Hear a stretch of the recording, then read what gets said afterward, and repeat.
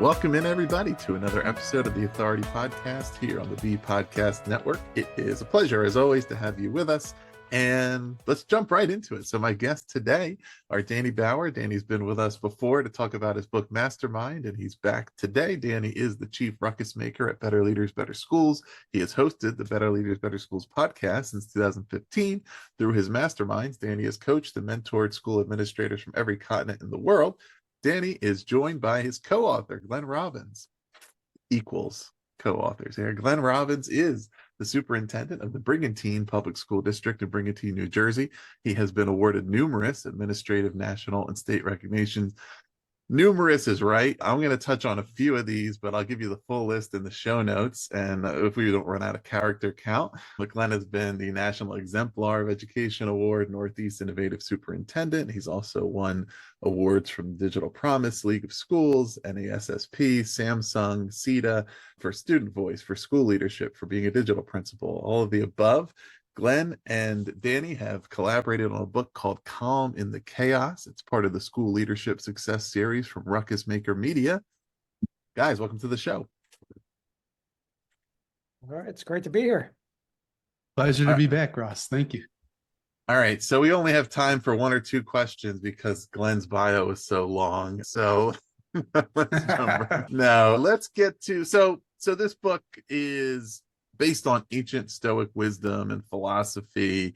And, some of our listeners may know a little bit about that. A lot of them may not. So can you sort of, and maybe Danny, I'll start with you, just summarize a little bit about where that philosophy comes from and kind of what it's about in general?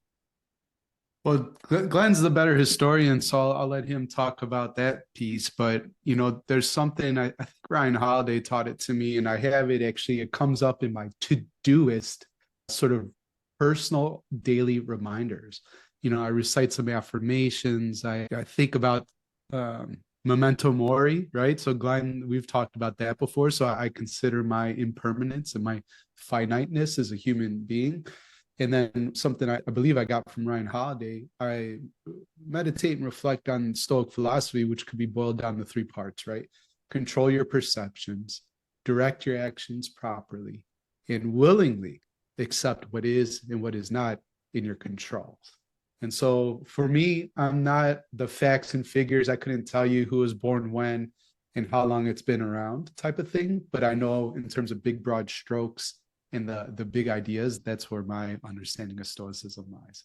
So Glenn, do you have anything historical that you want to bring into the, it's Danny, up to you. I think you really said it very well. And I appreciate the tidbits on that.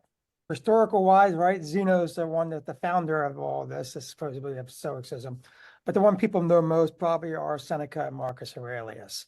And, talking about being a leader in turbulent times and how do you stay grounded? How do you make decisions? We were mentioning on the pre-show about being sports fans and so forth. And it's not always easy to stay stoic and, try to stay grounded. And like to Danny's point, what can you control?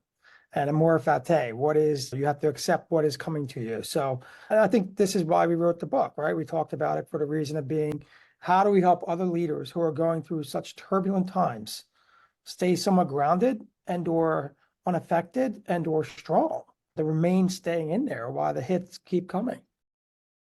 One of these concepts, there's a lot to get, but there's this mention of stillness, right? And having stillness in the chaos, and especially with high stress levels. And as you just mentioned, right, the sports fandom, I think it applies here because it's the type of thing where controlling your emotions doesn't mean disassociating from or, stifling them, right?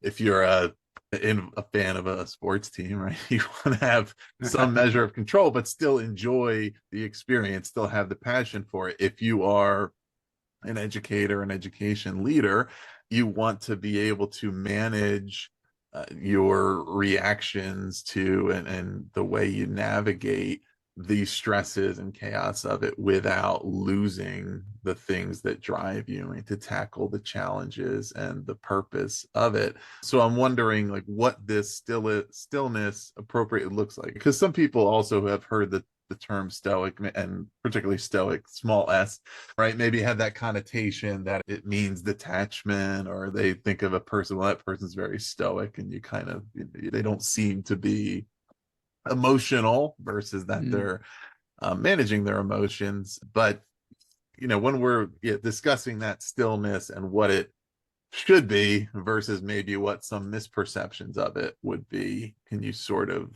contextualize that a little bit? Yeah, I'll go first on this one, Danny. We mentioned in the book, like leadership's like being at a firing range. You're in a glass bowl and you can't get out, and everybody's shooting at you. But everybody's watching you. Everybody's waiting to see if they can make you have a reaction in some way or another. And even people you don't think are watching you. So you are highly contagious in many ways. So if you have a great vibe and people are smiling, but yet you're struggling inside, people will feel somewhat a little more calm and relaxed. So I think that goes a long way. People want leaders who are calm and relaxed. They don't want somebody who's on fire nonstop. They don't want somebody who's ranting and raving. And Danny, I just saw this quote the other day from somebody, I don't know who it was from, but they mentioned like anybody in the last 2 years, or I'd say last 4 years with COVID, running a company should be given a PhD in social psychology.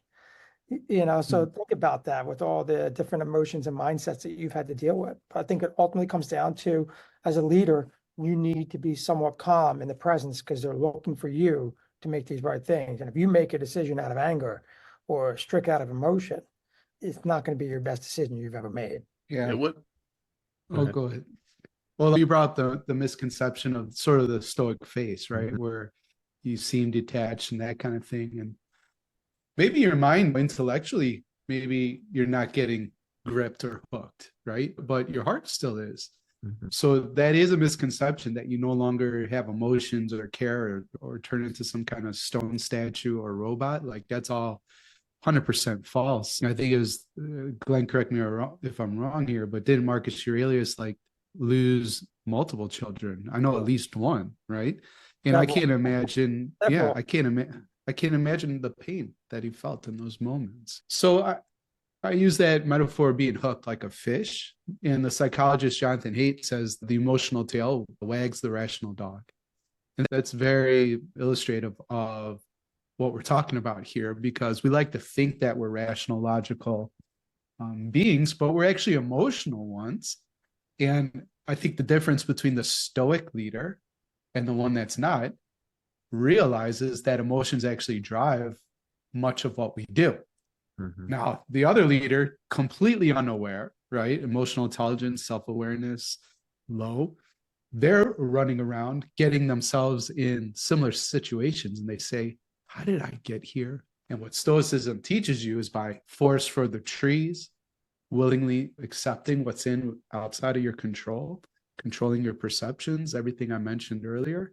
This allows you to be the observer versus the one being hooked and pulled around by your emotion. Yeah, absolutely. So what does this modern chaos look like? I think, modern chaos and ancient chaos are different, right? But particularly for school leaders, district leaders, teachers, and anybody working in schools, really, there is the various communities, stakeholder dynamics, technologies, all these various conflicts going on. But can we kind of put some specifics around that? I'll go with you, Glenn, because you're still in your district there. Like, when we're especially thinking about, okay, we're taking this philosophy and applying it specifically to education leadership, what are some of those dynamics that we are thinking about? Yeah, I think it's pretty much everything. I think for the listeners out there, if you can stop for a second and think of 2 or 3 people that who lost or left the profession, whether it is jumped out to another job, or is retired, or just got voted out and or resigned. Like we talked about this before numerous times, the average superintendency expectancy in a district is 1.9 years. So the heightened awareness of the media scrutinizing education does not help any teacher. Teachers have been doing remarkable things for the last couple of years, but how many people have left because of burnout? And how many have bosses that can stay there and help fight for them or support them? So my question is, who do you know who hasn't left? There are so many different people with the media, the town, the social media, the families, everything you can name, anything you can think of. You can't go a day without hearing something negative about a school. But yet you could go nonstop talking about all the amazing things going on at school. But unfortunately, it goes to criticizing. And it's a world that wants answers right away. A lot of entitlement right away. There's no more gray area where you can agree to disagree. It's my way or this way. You have to have this book in the library. You can't have that book in the library. You have to have this type of technology. You can't have that type of technology. You have to be this type of political, or you have to be that type of political. And I think that's a driving force on so many different ways that educators have to be somewhat of a medium, especially the leaders. They have to be able to figure out a way to get everybody to work together. And wouldn't that be awesome if we could do that as a country, if everybody could work together for a common good? But instead we try to drive each other apart. And I don't know why we do that, but yet we continue to do that. Yeah. And I mean, I do think you sort of referenced it a little bit there. And even though it's not the point of this book, I do think it's fair to bring up and important in my perspective. As you said, you can go on all day talking about the positives that are happening in schools, and you should, right? Like, there's a lot of this chaos that is invited, right? When we don't do that. I mean, when we don't communicate about the good things we're doing or the objectives or the vision and all that, because a lot of the chaos is caused by what? School board meetings or parent educator interactions or misunderstandings or feeling that there's all I ever hear about are the bad things. Or I could tie that to stoicism though, Russ. Like, what's going on there, and the reason we're not talking about all the good stuff that's going on enough is because maybe we lack the wisdom and the courage required to actually talk about the good stuff. So what I mean by that, it takes wisdom to understand what's worth your time and attention, right? And the typical school leader can easily fall into the trap of reactive mode and putting out fires and all this kind of stuff. And there's a teaching that I have in my leadership community where I talk about stop celebrating firefighters. This is a metaphor. Stop celebrating firefighters. Celebrate the architect who built the building that never caught on fire, right? But we love to celebrate people that dig themselves out of holes or smooth things over, but we forget about all the people that don't cause the holes or build the buildings that don't catch on fire. Here we are just all in reactive mode, thinking that's what's most important in terms of using our time. This is the wisdom piece versus understanding, playing the long game, right? Of what is truly worth our time and attention and what's playing an infinite game and a game of significance. Yeah. There's a tension here. I'm not saying you don't attend to fires at all, although sometimes if you don't attend to a fire, you'll find that they burn themselves out, So, but again, wisdom, knowing which fires burn themselves out, which one truly is an emergency that demands my attention, and understanding like short-term gains versus long-term gains.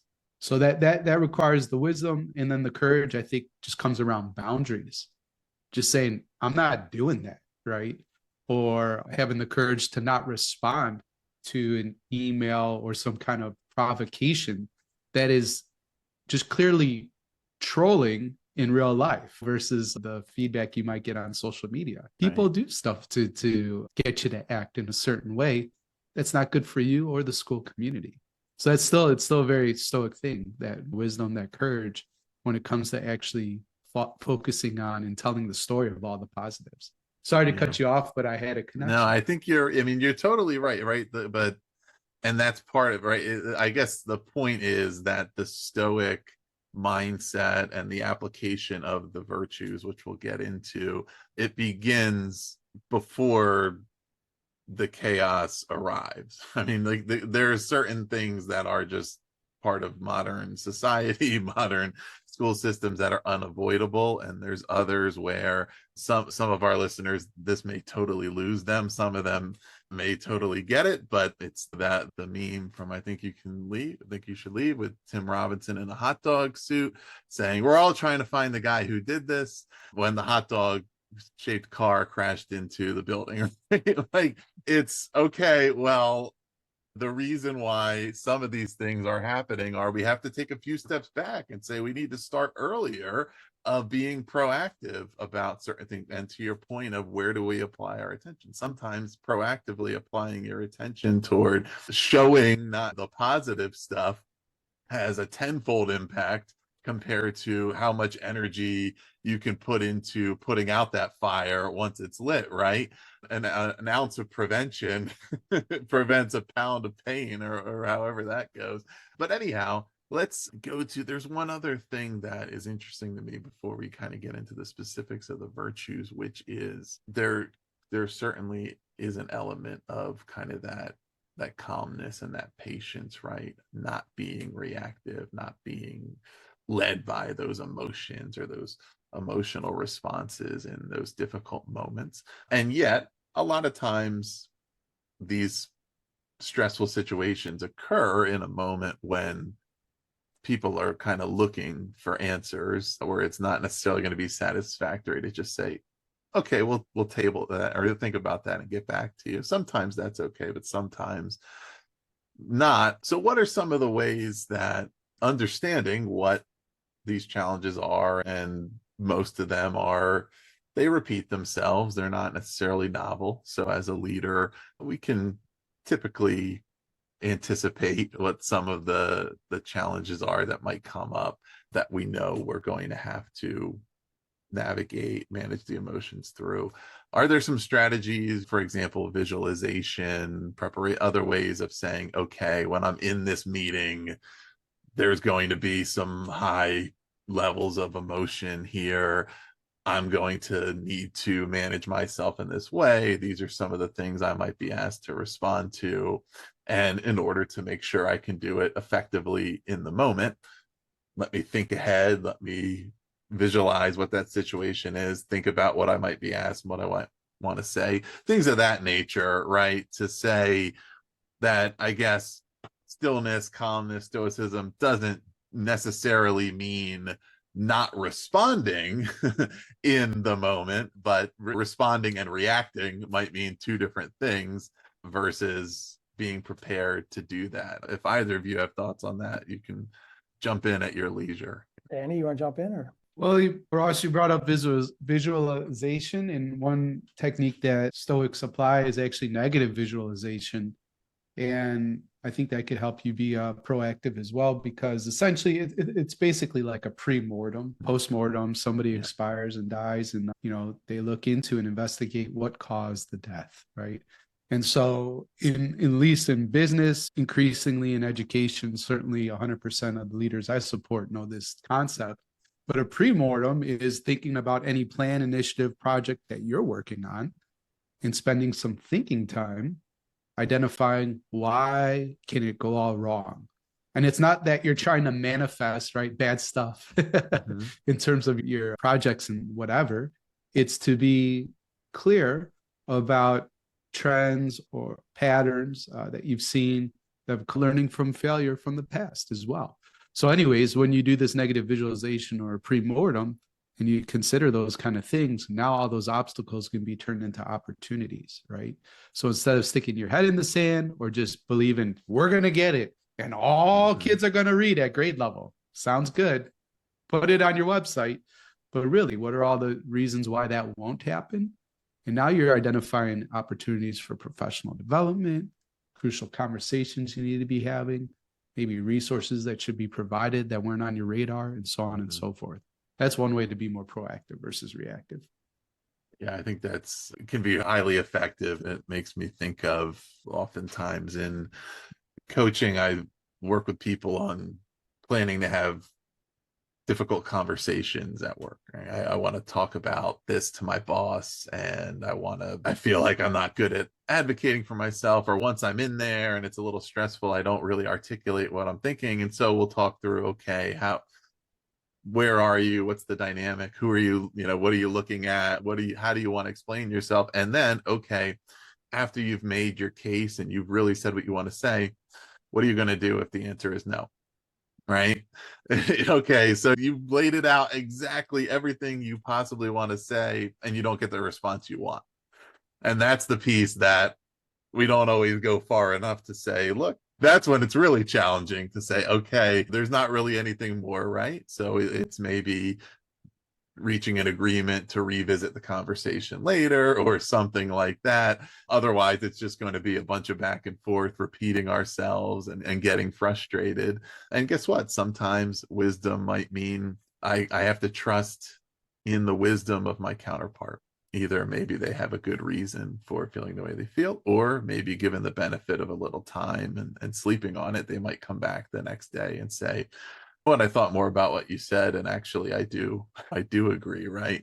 That part of, I think, maybe the true application of some of the virtues is trusting that other people can also develop those virtues and be equally virtuous, but everybody comes about it on their own schedule.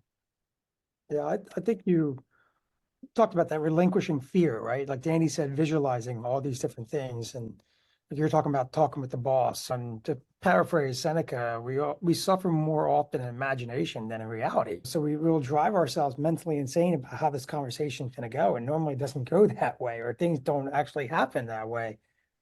And to your point about talking with people, I know there's empathy, I know there's compassion, I know there's wisdom and all that. But something I recently picked up on was perspective taking action. And basically, instead of being empathetic or sympathetic, you're trying to understand the perspective that the other individual is trying to come from. So you're talking about, like, you want to get a raise, right? So you can say, hey, I did this and this, and I have 3 businesses calling me and they want to steal me. Well, the second you start saying you have 3 businesses, now you're intimidating the other people. So you want to say, what is their perspective? What do you want, right? And what is their perspective? Are they going to let you go and hire somebody cheaper, or do they really want you? So I think that's a unique angle to think about it, but I think it often goes back to we suffer more in our imagination than in our reality. So if you can stay somewhere grounded, there's been a lot of times, man, where I just want to get up, run across tables and scream, hoot, holler, and do whatever it is, right? Like we talked about the human emotion, and this is the Philadelphia Eagles fan in me, right? Like I just want to come out, like we've got to do this. Right. Then you snap out of it and realize it was like a cartoon in your head that you did this, and you have to stay somewhat calm and chaotic, stoic, and you can go for the run later, or you can punch the air later, you can get angry at the air later. But I just think we have to realize that if you have the right wisdom and you play it out, like here's what could happen. And I think that's the advantage of this book. Like Danny and I, we can coach, we can mentor, all of us can do that, right? And I highly suggest you have coaches and mentors. If you don't have that, you're doing something wrong. But that's the beauty of the book, is we put in countless numbers of case studies in here for the leaders to have conversation with their leadership teams and say, what would you do in this situation? Having those intentional conversations that most leaders don't do. Instead, it's all right, you got your job, go do it. Don't talk to me and come back to me with good things only. You want to build up that psychological safety with your team to be able to build a team together, because that's ultimately your goal, right? It's to create more leaders and people who are going to go out one day and take over another school or an organization or whatever it may be. Your job is to grow more leaders. So with this book, we give you the opportunities to go through all scenarios that Danny and I have gone through in our lifetime as leaders, and it gives an open concept to opening up those conversations that they may never have. So there's these 4 virtues: wisdom, temperance, courage, justice, that we can talk about a bit. So wisdom, Glenn, one application of wisdom might be, when do we kick the field goal? When do we call the Philly special, right? But in a school scenario, what is one of those examples of, this is at the time when you really need to lean on that virtue? Like, what does that mean? And does the wisdom typically lead to an objective answer, or is it really going to be seen through the lens of that person, that situation, and it's the process of paying attention to and working through that process that is going to at least lead to a well thought out response? First off, you got to put your ego to the side, right? That's the biggest part of wisdom. It's not about me. I'm serving everybody else, and how do they run the school better? And I think we get too often caught up in that. We do often get so centered in ourselves, thinking that we're the leader, we have to do it all. You have great people around you. You need to lean on them. Like I mentioned, mentors and coaches. What are you reading?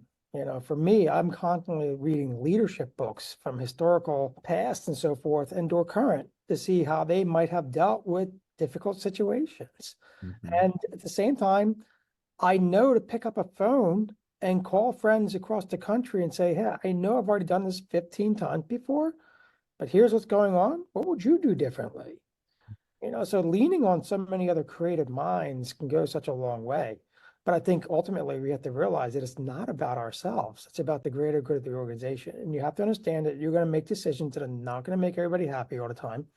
But if it's for the greater good of the organization, and people have input and people have somewhat sense of a belief of why we're doing this for the betterment of this school, then it can be pushed forward.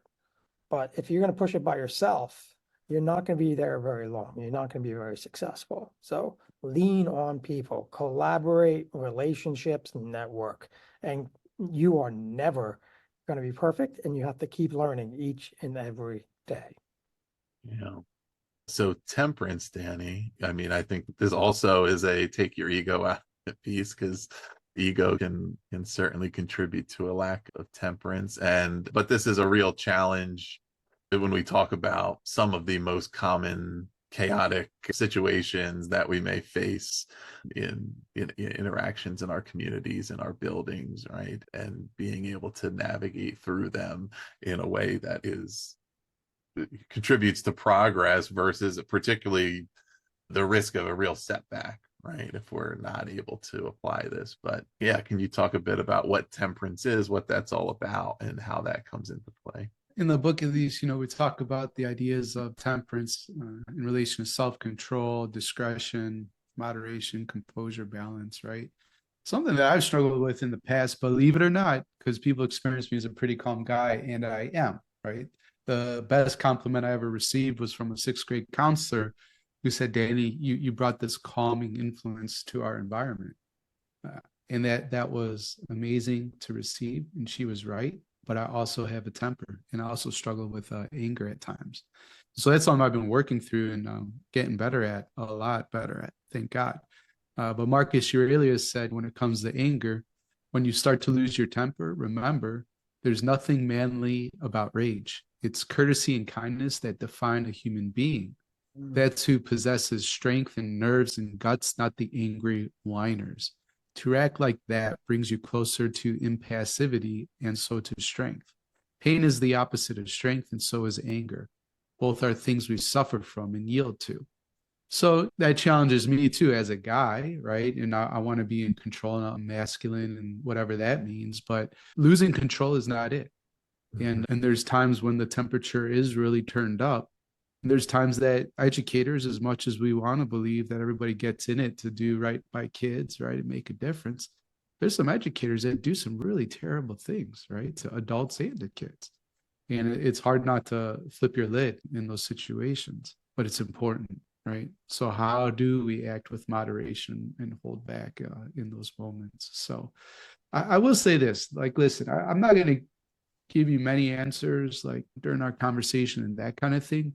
And the big reason Glenn and I wrote this book, our favorite part is that we have these case studies. And if you have an opinion on them, Ross, good or bad, we'd love to hear it on this show, and don't edit it out.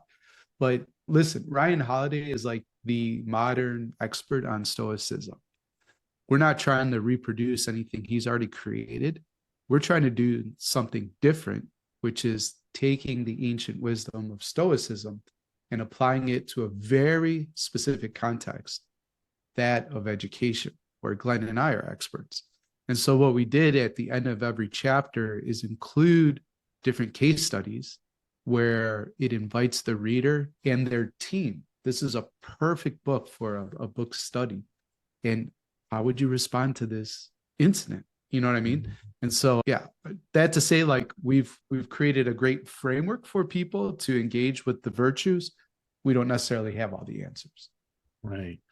Well, and as Julius Caesar said, your temper is the one thing you can't get rid of by losing it. Or was that not him? But that's the one. I mean, it stands out in my reading just differently a little bit because of the backwards movement that can be created by really failing to focus on this. A lot of the other time, lack of courage in a certain situation, it certainly can delay or defer progress, but the lack of temperance can, I mean, it can eliminate your ability to ever make a difference, right? I mean, you could lose your position in a moment of, misapplication of even righteous anger. And that's why I mentioned the ego piece of really understand this is not about me. This is about the mission, the purpose. This is about why we're here. And those things, I mean, when you really believe in them, they can certainly make you angry, but it also makes you unselfish and understand, look, I'm not going to help anybody by making a mess of this situation. And if you want to be able to win the game, you have to stay in the game, right? In other words, and say, okay, how do we address this? How can we be strategic about this and go about winning hearts and minds here towards our cause and what we're trying to do here? And that's not going to be by blowing up. So that's why I felt like there is some uniqueness to the way that virtue can go in one direction or the other. And also it doesn't mean having a lack of passion, right? When we talked about the misperceptions, there are connotations around stoicism. I mean, certainly there's a reason to be passionate about this cause and the purpose and the things you're trying to achieve in schools and school districts and classrooms, but having the wisdom, the ability to carry that out and execute and articulate that in a way that is going to be productive and constructive toward the end goal is so critical to really making that difference. How about courage, Glenn? Yeah, I think you really led into that well, to be honest with you. So Danny talks about the play it safe principles and superintendents, and Seneca said, give me courage to meet hardships, make me calm in the face of the unavoidable. Like you're a leader, you're going to be dealing with things that are going to be very uneasy.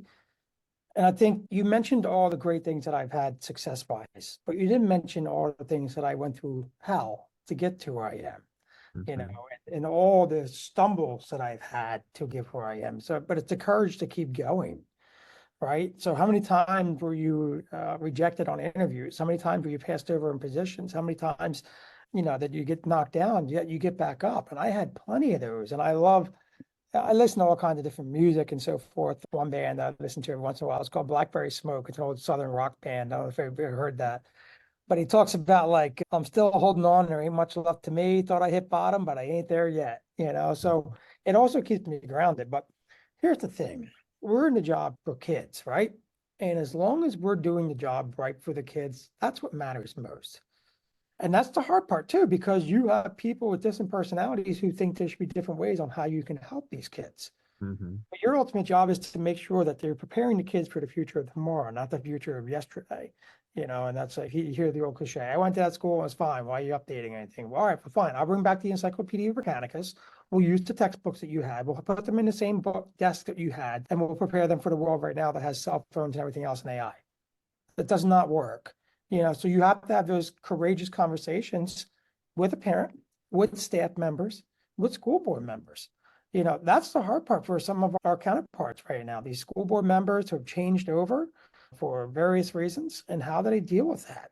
How do you keep leading a school forward when you want to be courageous to do new incentives, but yet your school has based on such strong traditions that it's very hard for you to try to change that? So I think it's the courage to make teams work together. I think it's the courage to have conversations with people to find out why things are certainly set in certain ways.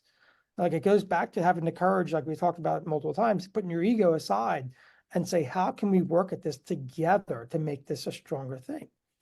Or you can be, as Danny says, the play it safe principle and just keep your job every single day and go by day. But what good are you doing for me? If my child was in your school, I'd be infuriated knowing that both my children, my boy and girl, are just getting the basic education. I want them to have better and better than ever before, because I don't know what their world's going to be, but I certainly want to give them the inquiry skills and the questioning skills and the critical thinking and asking those hard questions and and being ready for technology advances. That's what the world is right now for them. But if you're going to play it safe and just do the basic arithmetics and so forth in a classroom because you're afraid of losing your job or afraid of doing anything monumental, well, why are you in the job to begin with? Maybe you need to start looking at yourself differently. So it takes courage to get back up. It takes courage to keep fighting forward, but it also takes courage to know when to talk and when not to talk, and who to talk to and who not to talk to, on how to build these things up as a team. So I maybe rambled on a little bit there, but I think Danny had a couple of things. I saw him nodding his head, at least thinking, ready to say something. No, nothing to add. Just really enjoying what you're sharing. So it's more of a resonation that it's fun always learning something new when we get together, type of thing. Yeah, I mean, I really, to do the job well just really requires that courage, right? Because there's a strong correlation between stakeholder voices that are the loudest and the ones that have the most incentive to maintain the status quo, right? Those who are traditionally well represented and have had the better outcomes have less reason to be looking for disruption, and they're usually the ones that you're hearing from. And but as the leader, look, there's a lot of things here that we can be doing better, and that's going to require surfacing some new ideas, challenging some assumptions, the courage to be proven wrong from time to time, or to accept that I have new information now, and now I think differently, and so we're going to try something new, and I'm not going to try to hide that. We're going forward with it, right? I just saw something today. I won't go into too much specifics to get into the politics of it, but from a particular candidate for a congressional position, not somebody who I'm inclined to agree with much, but they were being called out online for, well, you last time you ran, you had this position. Now you seem to have changed your position, and the description given was because this is what the voters have proven that they believe in, so I'm running to represent them. Right now, who knows how authentic any of these particular people are in that, but I'm thinking, well, that's what you're supposed to do, right? If you're being elected to be a representative of a certain population, you should be fighting for the things that they believe in. And if that means that you have to be willing to change your perspective on things from time to time, that is a courageous act in this society where we want to look back and say, well, 10 years ago you said this. Well, if none of us are evolving over time and learning new things and coming to new conclusions, and it's just considered a bad thing to ever change one's mind, that's not where we want to be, right? But it takes that courage to say, look, this is what we know, this is why we're doing it, this is what we're standing for, and if you disagree, we can talk about that, but we're not hiding it. And I think there's nothing in the Constitution that says you can't change your mind, right? Mm-hmm. You can't grow, you cannot grow, you cannot unlearn and relearn new things. And I think about this too, like we talked about these new ideas and the hardships. But I think a lot of times, like when people are doing board meetings or thinking of that one parent that's writing an email or angry or whatever it may be, where's the other 95, 98%? They're on the other side and they're okay. Yeah. I think we get so wrapped up sometimes on that small population that we forget about the larger population that is very happy and or content of what things are doing. So I think once again, it's taking that rising level up to look at a 40,000 feet down overview. I think that happens a lot of times in meetings. We get wrapped up on one or two loud people and we forget about the majority of the constituents. So it's being courageous enough to remember that. And the wisdom and the irony I find is that, in addition to the fact that, well, actually this goes along with it. I mean, the lack of courage undermines our own values, the own preparation, planning, and work we've put into it, right? It's the times when, as a leader, we think, oh, well, I'm not really sure. Like, I really believe in this thing we're doing, but I'm not sure how people are going to respond to it. So let's kind of keep it under wraps. And then inevitably, right, the community finds out about it. They say, well, if you were keeping this hidden, there must be something to hide. And now we're assuming that there's ill intent to a program that should be nothing but positive, or things like that, where it's like, look, if you believe in it, come out and talk about it and have the confidence and the courage that people will understand where you're coming from, and the wisdom to understand that the 1 or 2% that are complaining are only 1 or 2%, right? So justice, the fourth virtue. Danny, do you want to talk about justice? Sure. I think if we look at comics or TV and movies and pop culture, right? A lot of times we mistake justice and we think vengeance is justice, right? I think of Punisher, or I just came across on Disney Plus Hit Monkey. Have either of you seen that by any chance? And Okay. no, I don't even think I've heard about it. Yeah, it's wild. It got renewed for season 2. I was reading about how it got renewed, so I'm like, oh, I'll check that out because I'm really into superhero stuff. My first job ever, Fat Dutchie's comic book shop, as a 6th grade student, right? So my love for comics, and actually that's where my love for reading was birthed as well. And I remember characters like Punisher, or in this case Hitmonk, goes through a tragedy, right, where his clan, his family or whatever, they're taken out by some bad guys, and then he's off to go get vengeance. It feels like justice, right? We're cheering him on to settle the score, but that is vengeance. That is seeking revenge. That's not justice. And so when I think of justice, I think of a couple of things that distinguish it. One, advancing stuff for the common good, not to settle a score. And I think about also protecting the vulnerable, right? Right. And those are 2 places that all the virtues are connected. It requires courage to step up, right? And to do what's right, especially for the vulnerable. I remember Glenn talking about during COVID and realizing that some of his students and stuff not having access to internet and those kind of things. So what do? You step up to the plate and you figure out how am I going to get hotspots and access to online, right? So that all kids can learn. And, and then he's running school in person way before, safely, right? Way before everybody else, and really leading that charge as well. But that's an example of justice, because you're doing something for the vulnerable, for those that are going to be falling further behind if we don't step up as leaders and do something that's right for the common good. So I think that's all I want to say about justice today. It's really hard to resist temptation to get back, especially when you have positional power, right? The teacher says something really nasty about you, maybe even your thinking in front of everyone. And so it's like, all right, can't wait for their evaluation. It's coming up next week, baby. It's going to be, no, it's not. That is not how to do it, so Marcus, last thing I'll say, Marcus Aurelius said, leave other people's mistakes where they lie. It's hard to do, but it's good to do. And I mean, justice, certainly, as you said, they're interconnected, and the wisdom and the courage clearly apply, because justice is the one where it applies to so many of the biggest questions in education, and the question of what is justice, right? I mean, justice certainly underpins any discussion of equity and access, and what opportunity means for student groups, and what is just, and what's just for everybody, right? And there's endless debates about that, but it requires wisdom to be able to look at that and determine what we feel is right, courage to then stand for that.